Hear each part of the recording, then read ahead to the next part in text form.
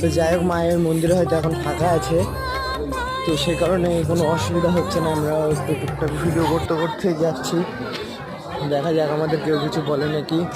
এটা চন্দ্রচর ভৈরবের মন্দির, মানে বাবা ভোলানাথের মন্দির। দেখে বোঝা যাচ্ছে ওই যে বামদেবকে দেখা যাচ্ছে, বিষ্ণু নারায়ণ ষষ্ঠী মাতার মন্দির।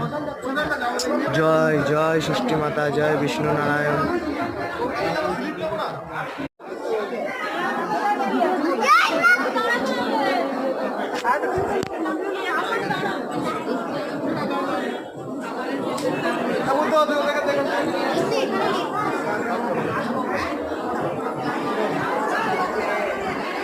আমরা মায়ের মন্দিরের কাছে এসেও মায়ের কাছে এখন যেতে পারছি না, কারণ এই দেখো কত